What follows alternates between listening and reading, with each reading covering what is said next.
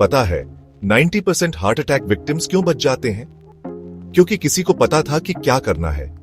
सबसे पहले शांत रहे और पेशेंट को दिलासा दें। उन्हें आराम से बिठाएं और तंग कपड़े ढीले कर दें। इसके बाद तुरंत इमरजेंसी सर्विसेज को कॉल करें।